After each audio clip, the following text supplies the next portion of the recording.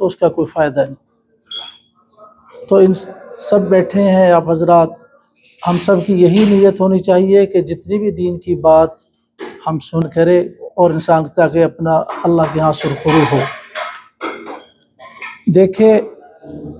اللہ پاک کی ذات بڑی رحیم اور کریم ذات ہے، بہت مہربان ذات ہے، اپنے بندوں پر بڑی ہی شفیق ذات ہے کہ اللہ تعالیٰ انسان کو اپنے مغفرت اور بخشش میں اس کو اپنی بخشش میں داخل کرنے کے لیے مختلف سال کے اندر مختلف اوقات جو آتے ہیں، تو ان میں بعض ایام بعض مہینے ایسے فضیلت والے رکھے ہیں کہ اللہ پاک چاہتے ہیں کہ آدمی ان دنوں میں ان مہینوں میں عبادت کر کے مجھے یاد کر کے مجھ سے بخشش طلب کرے اور میری مغفرت میں آ جائے۔ جیسے کہ رمضان المبارک کا یہ مہینہ ہے، اب سارا سال انسان جو ہے، کیونکہ انسان خیر اور شر کا مجموعہ ہے، انسان جو ہے وہ خیر اور شر کا مجموعہ ہے، سارا سال ہم سے بھول چوک ہوتی ہے، گناہ بھی ہوتے ہیں، معاملات اس طرح ہو جاتے ہیں کہ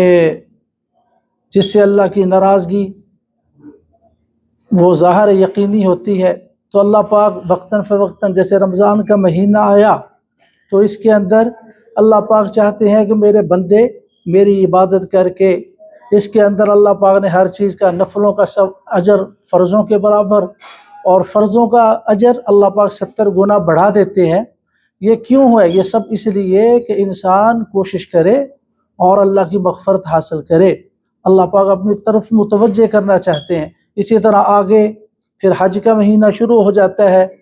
اس میں 10 راتیں ہیں، والفجر ولیال عشر، ان 10 راتوں کی اللہ نے قسمیں کھائی ہیں، ان کی فضیلت کو قرآن پاک کے اندر بیان کیا گیا ہے۔ اب یہ سارے ایام یہ سارے مہینے اسی لیے ہیں کہ انسان اس سے فائدہ حاصل کرے اور اللہ کی بخشش حاصل، اللہ سے مغفرت طلب کرے اور اللہ کی رحمت میں آئے۔ تو یہ رمضان المبارک کا بڑا مقدس مہینہ ہے، بڑا مبارک مہینہ ہے۔ تو ہماری تقریب کا مقصد جو ہے وہ محمد جاوید صاحب مرحوم اور ان کی اہلیہ مرحومہ ان کے ایصال ثواب کے لیے ہے۔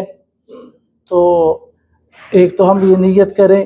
کہ ہم آج کا جتنا بھی یہ پروگرام تقریب ہوئی ہے، اس کا اجر اور ثواب اللہ پاک ان کو عطا